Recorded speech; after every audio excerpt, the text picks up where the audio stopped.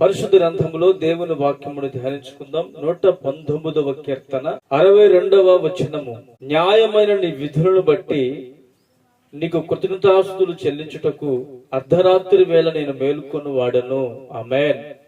ప్రియమైన దేవుని బిడ్డలారా, ఈ భక్తుడట అర్ధరాత్రి వేళ లేచి దేవుని సన్నిధిలో మేలుకుంటున్నాడు. ఈ రోజున మనము మేలుకోవడానికి అసలు పొరపాటును కూడా సాహసించమండి. తెల్లవారితే గాని మేలుకున్న మనము.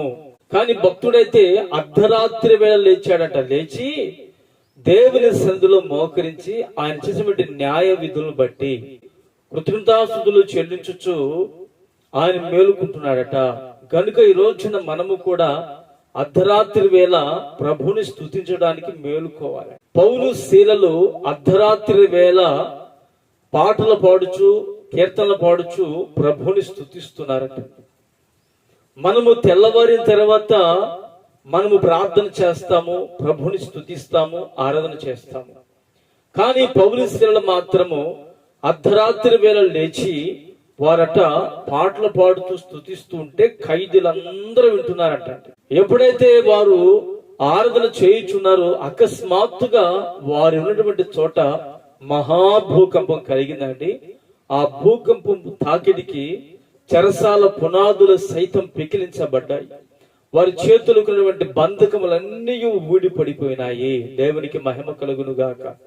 అర్ధరాత్రి వేళ ప్రభుని స్తుతిస్తే మన జీవితంలో ఉన్నటువంటి బంధకాలైనను, మన జీవితంలో ఉన్నటువంటి శ్రమలైనను సమస్తము తొలగిపోయి దైవ సంబంధమైనటువంటి కార్యాలు మనము పొందుతామండి. ఈ రోజున నీవు అర్ధరాత్రి వేళ ప్రభుని స్తుతించే వ్యక్తిగా ఉన్నావో లేదో వాక్యం ఎదుట నీ జీవితాన్ని సార్థకము చేసుకొని అర్ధరాత్రి వేళ లేచి నువ్వు ప్రార్థన చేయము, ప్రభుని స్తుతించుము, ప్రభుని ఆరాధించుము. నా దేవుడు నీ జీవితంలో తన మహిమగల కార్యములు జరిగించునుగాక. ఆమేన్. ప్రార్థన చేసుకుందాం. ప్రేమగల తండ్రి, పరిశుద్ధుడా, స్తోత్రం చెల్లిస్తున్నాము నాయన.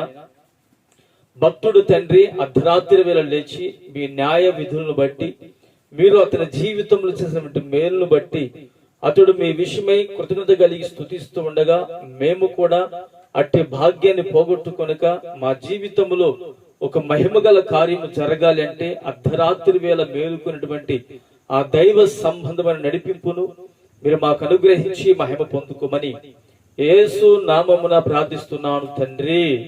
ఆమేన్.